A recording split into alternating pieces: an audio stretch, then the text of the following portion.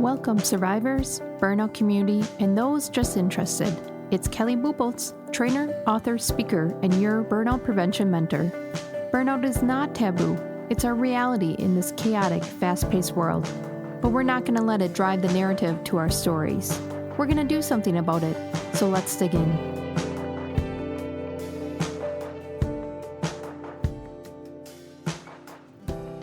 It's time to think different. Why are we doing things the same way that we always have? Why are we following this narrative when the workforce is asking for something different? Now, after 2 decades of working in human resources, I see the energy leaving. I see people chasing energy in the places that are thriving. And what we want to do is refocus our efforts and our talent management, our performance management, our workforce energy management towards a more motivating topic. This is focusing on outcomes, not hours. We're going to start building result-oriented teams. And how we're going to do that is through a few practical steps, but I just wanted to back up for a moment and talk about why this matters. I want to give you 2 scenarios. So one scenario is scenario A. So scenario A is you need to get 3 priorities done today. You have 3 targets to hit today. In an average 8-hour day, you have 3 targets to hit today. And then let's talk about scenario B. Scenario B is you have 40 hours to fill this week. Which one sounds more energizing? Which one sounds more autonomous, that you can take control of, that you can maybe do it your own way, put your own time towards it? Which one provides a little bit more space, a little bit more competitive motivation to get it done? It's scenario A. And why that is because you're focusing on the target, the result, and not the time. And the issue with time-based models is that we want to fill the time.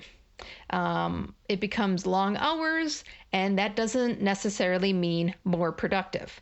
It doesn't really capture people's values and skill sets that they bring either. They fill the time, which means they fill it with noise. It's not really value-added work to the business. This can also allow time for drama and gossip and things to come into play that are just drainers, right? We all have those weeks where you get to Friday and you just fill it. You fill it by gossiping, you fill it by talking to different people. And the reason for that, and this research has been around for over 70 years, is Parkinson's law. So you can see where scenario A lives and where scenario B lives. So scenario A, you have 8 hours and you have to complete 3 tasks. You're going to be more productive. This is scenario A. This is results-oriented teams. Scenario B, on the other hand, which is the lower graph, if you have 40 hours or 1 week to fill, that productivity is going to go down. Your focus is going to go down. The value you're bringing is going to go down, and it's elongated. And I think why the workforce over the decades has moved away from scenario B or moved into scenario B is because when you do scenario A and you get things done and you're on point, well, there's a lot of value in that to companies, and so then they overload it. They reward you by more work. And that's where the negative consequences have come in. So people say, why try? Don't give me more work. I'd rather just do scenario B. Just give me 40 hours and I'll figure out what to do with it. Now, do you see how de-energizing that can be and how defeating it can be for a team? You're going to have overperformers and underperformers. And the overperformers will continue to get overloaded until they leave, causing turnover. And then the underperformers struggle even more because they have been groomed that way that the overperformers will pick up the work, and then you have a retention problem. So it's this vicious cycle going back and forth. And why we need to focus more on outcomes and not hours, performance over presence, is because we need to start guiding people back to this scenario A of focusing on some tasks to achieve, some results to achieve, and they will fill their 8 hours accordingly with value instead of noise. Now, the benefits of taking away this Parkinson's law of filling time, work expands to fill that available time. And this research has been around for human behavior over 70 years, since 1955. This elasticity of filling time, we can get rid of that by focusing on results oriented work. And here's the approach that we can do. Improved productivity, and employees are more motivated by results. And stick with me on this. This is the example that I can give is you will play like a Nintendo game, right? Let's just take Mario or any kind of Nintendo game that we all know, and you will play it over and over and over again because you're focused on the result, going to the next level. You're focused to the result because then who knows what's in the next level, or maybe you get to obtain an item or you get that super sword, and we'll do that over and over again. And it's fun. It's energizing. You can play games for hours. Now, say if I say you have 2 hours to play Nintendo, it's a little less motivating. You're kind of lost. There's not a lot of clarity there. What are you supposed to be doing? It might even take you a long time to choose the game. And it's just not as exciting versus, can you hit 3 levels today? You're going to be motivated, and you're actually probably going to want to prove that you can do it pretty fast. So you're going to be focused. You're going to be in it. You're going to be in your energy flow. That's scenario A. And scenario B, because that gaming, that fun, we have taken away because we just say fill the 40 hours. You have to work 40 hours this week. Now, there's obviously a lot of other benefits with this is you can do more project work, more consultant type of work with your workforce. You can do shared job roles. You can do flexible schedules. There's a lot of opportunity here that the workforce is asking for in this busy, chaotic life that results-oriented teams can provide. Now, the cool thing with this is when I start working with organizations on energy and productivity while preventing burnout, we get into this energy flow. And the cool thing is you start to see creativity come back, and these brainstorming sessions and thinking of different forward-moving solutions comes a little bit more naturally in the flow of conversation. And there's different factors we have to work on within teams in energy management, but that problem solving and critical thinking starts to come into play just like when you're playing a Nintendo game, because you're allowing that space to focus on the results versus we have to get this done in this amount of time, so let's wait to the last minute. The thing that happens naturally when we work through this process is higher engagement. So companies are looking at activities and social things outside of work to re-engage their workforce, but the tools are right there, right in front of you. You have to start shifting from hours to results. And then they feel valued. They feel empowered. Now, the average worker in the United States, at least, works on average or produces 60%. 60% productivity per day. So that means there's 40% that can still be produced, but it doesn't mean more. It means higher value. It means higher quality. It means providing a skill set or enhancements and advancements in your business because you're allowing that focus, because you're looking for results instead of filling the hours. So I want to reinforce this because as a high performer, it felt like the more that I could provide, the more that was given to me. And eventually I had that resentment and almost like rebellion against doing well. And it's because I was almost being punished. And so we want to make sure that when we're saying, hey, can you get these 3 tasks done today? These are your focus, that we're focusing on that specific task, that result. And if they have more time, they are allowed to fill it. They're not allowed to fill it with scrolling on social media and things like that, but they're allowed to fill it with things that they want to focus on, their passions. Maybe they just want to organize their spreadsheets and files, those things that are overwhelming over time. Allow them that space because guess what? They put in the work, they provided quality and value, and now they can spend it with something that might energize them. And that's what we want to get to. That's how we lose leaders in their passion is they get away from why they started something, why they went into this career path, because of all the noise and extra that gets put on them. So allow them that space. The cool thing about this is when you give people that space and they're getting the things that have to be done, they allow more space or they seek more efficiencies. They seek automating some tasks that are bogging them down so they can have this space. Again, autonomy. So building a results-oriented team obviously has a lot of positives in it. Now, what we want to be careful of is how we apply this. I think there's a theoretical way, which we all know doesn't survive in the real world, and then we have a more practical way. So I want to go through a few practical tools with you. The first one is going to be clear and measurable goals. So a lot of reasons why companies do not want to start this process in workforce energy management is they don't really know their goals. And it's interesting when you ask that, because I asked, is it budget? Is it time? And they tell me, we don't really know what we're supposed to be working on. So you can see where a lot of benefit can come from some of this work. And that's why this takes a couple sessions, and it can be done virtually. It can be just, kickoff meetings to get your team started and follow up from there. But what we want to do is focus on these 5 practical steps to move to a more results oriented team. The first one is clear SMART goals across the organization, across departments. And what are SMART goals? SMART goals are specific, they're measurable, achievable, relevant, and they're time-based. Now, there's certainly plenty of videos out there to explain SMART goals a little bit more, but I'm from manufacturing, so this just brings a lot of clarity and connection and collaboration because everyone's on the same path to this result. So SMART goals are important. Yes, you put in a lot of upfront work in creating SMART goals, but guess what? You don't lose productivity when you create a SMART goal. You stay on the path to the result that you want to. So short-term gain, long-term pain. So short-term pain for long-term gain. The next practical step is employees managing their time.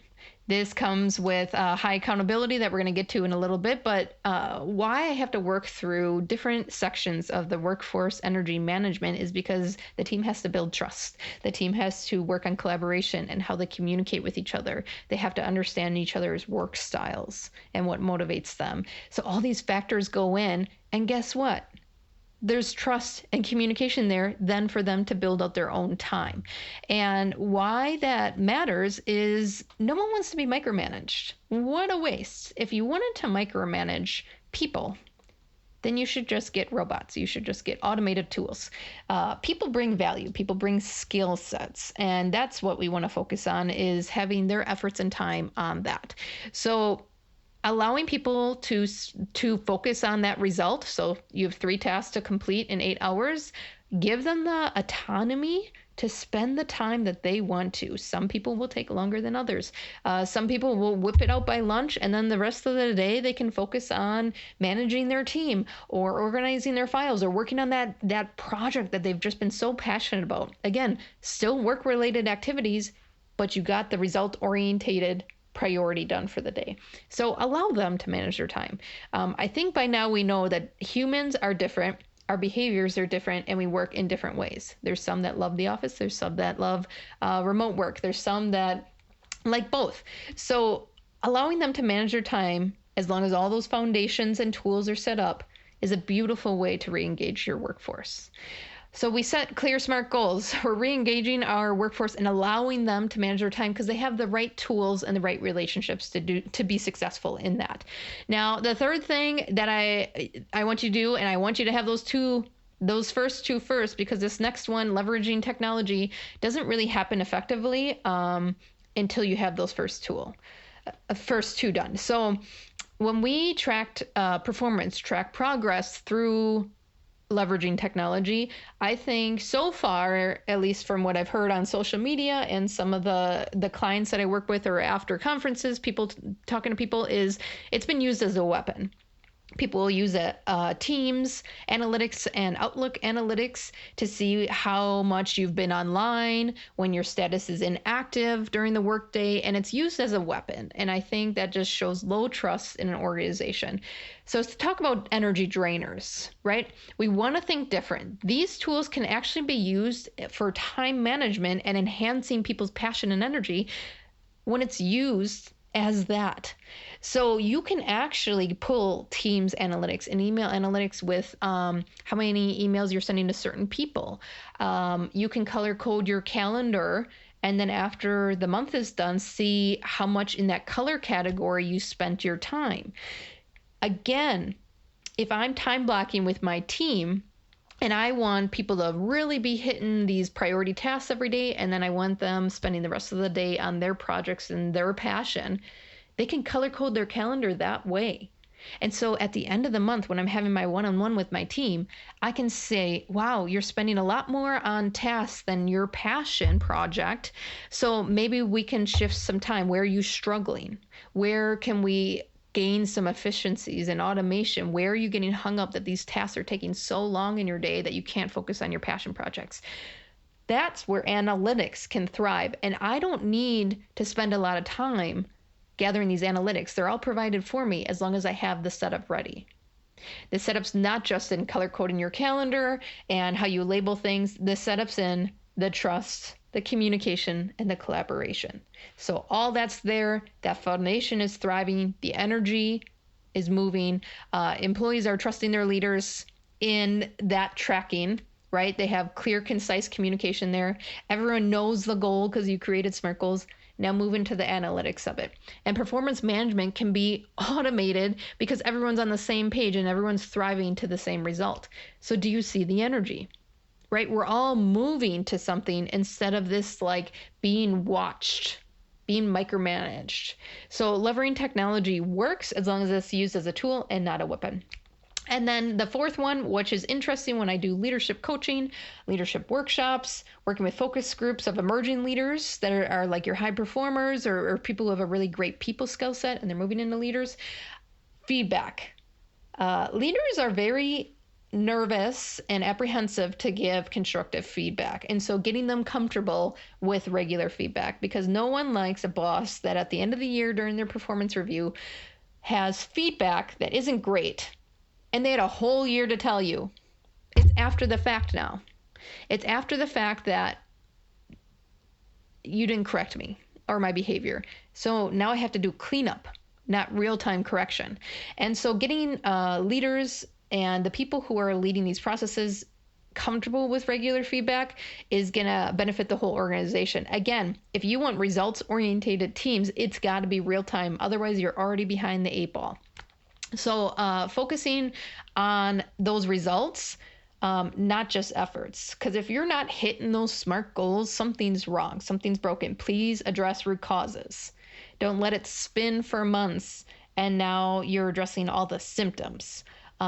Being real time in feedback because you have trust, because you have collaboration, because you have communication in your team, allows you to keep moving towards that results oriented approach. Now, the fifth one, which is kind of all-encompassing of all the steps, is accountability within the team.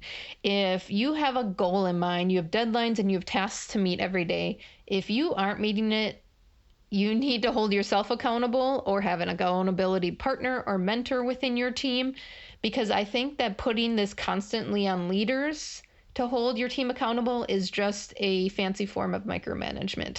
So certainly there's people, and I was one of them because I just love my hands in all the pots. I love to be involved with everything. As a high performer, I was very good at many things. So I would overhelp people, and it probably wasn't in my job description.